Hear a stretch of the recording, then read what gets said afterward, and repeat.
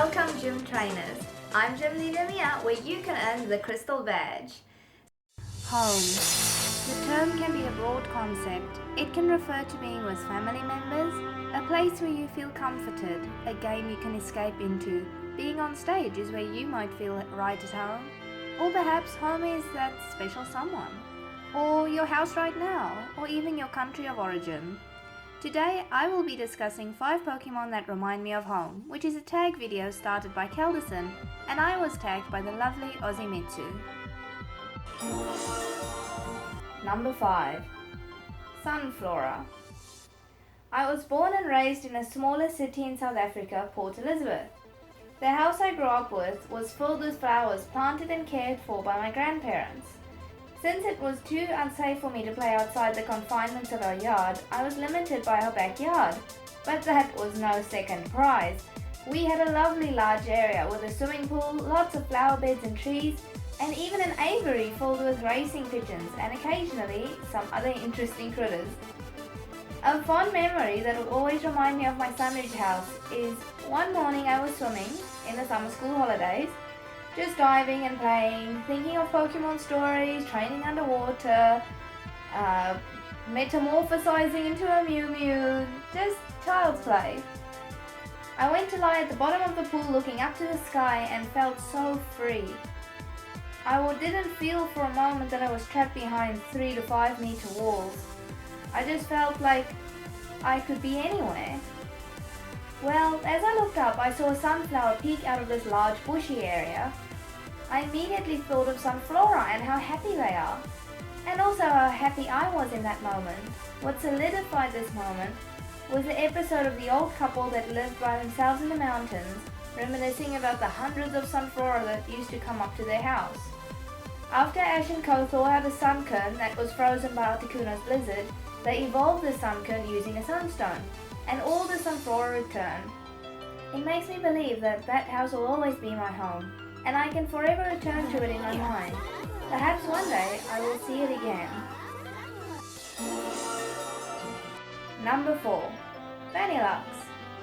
Continuing on childhood memories, before I was 6 years old, we used to visit a place called Jeffreys Bay, which is close to Port Elizabeth. It's a little beach town, and if you're a surfer, you will surely know where it is. It's famous for world surfing competitions and was a second home to me. Not just that we frequently visit J-Bay, we had a lot of Christmases where my dad's side of the family will travel all the way from Victoria to J-Bay, and my cousins from Canada will occasionally come together and spend Christmas together.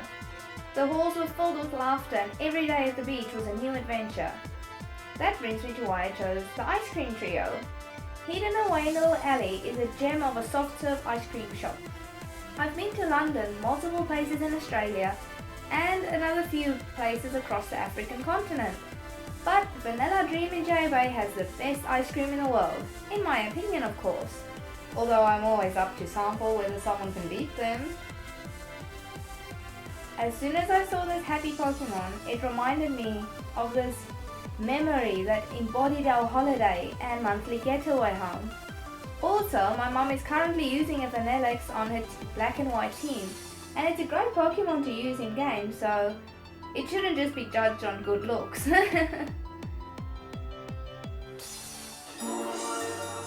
Number 3 is Mudsdale. Now you might ask me, how possibly can I use a Generation 7 Pokemon that was only recently introduced and now suddenly say that it reminds me of home? Well, it's because I couldn't find a Pokemon that actually embodied my home in Canberra. So as soon as I saw this Pokemon revealed in the Sun and Moon trailer, I immediately knew this is the one that I'm going to use. So 4 years ago, my mum and I made the move from South Africa to Australia. We started a new life in the capital city of Canberra that prides itself on being immaculate with national buildings surrounding the lake and city. We arrived in autumn, and oh my goodness, I have never seen so many different colors on trees. Because where I come from, we usually had evergreen trees, so this was my first real autumn. Canberra made us feel safe, and for the first time I could use public transport by myself and go out with friends and not feel threatened at all. It was a magical time. I chose Mudsdale because wild horses, specifically Brumbies, are still found in Australia, and the rugby union team is called Brumbies. Going to rugby games and cheering on the home team made it feel like home. It was a big move and I still miss my friends every single day.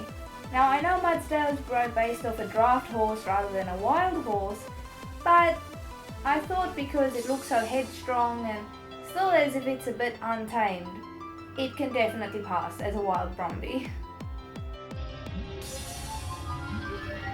Number 2 is Pelipper. But Pelipper has been a special Pokemon to me for many years, so I'll try and keep it as brief as possible. Although I grew up with the Kanto and Johto anime series, Sapphire was my first game. As some of you might know from watching my channel, my first level 100 team was Ninetales, Walrein and Pelipper. Now, as I mentioned before, Pelipper hasn't stood the test of time. It was such a powerful Pokemon in Generation 3. It could learn Shockwave and Ice Beam. And don't you dare say, oh, it's 4 times weak to Electric, because you know what? You have more than one Pokemon on your team. You don't have to use your Flying Water type against an Electric Pokemon. Anyway, another fun fact from South Africa is because of the high crime rate, my mum really struggled with insomnia, and so at night started playing Pokemon with me. After I go to bed, she would battle the Elite Four and train up some of my other Pokemon, which also helped with completing the Pokédex. And she would just battle the Elite Four and hang around in the Victory Road, and Pelipper, being a favourite to battle with, was the first to reach level 100. It was great that one of my favourite franchises I could share with my mum. It strengthened our mother-daughter relationship and we never had any dramas when hitting my teens. When we were set to move to Australia, I painted a picture for her of a Pelipper flying, with a stripe of the South African flag merging into the Australian flag. When we were in transition from one home to the next, it was as if that picture became our home for a while. After 2 years in Canberra, we moved to another Australian city so I can study veterinary science. We bought a house on the river where in the first week we discovered a pelican swims past our house. Every day, it wasn't just a once-off occurrence. I adore birds and pelicans are one of my favourite birds, so this was a very special moment.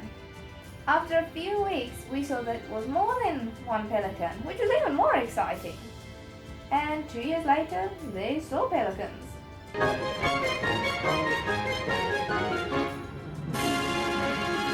And it's my number 1, Entei. Pokemon Spell of the Unknown has been one of the most meaningful movies of my upbringing. Whenever I am sad, anxious, lonely, or just in a bad place, I can watch this movie and feel safe, inspired, and comforted. These are similar feelings that one gets from going home. It is a place of security, love, and warmth.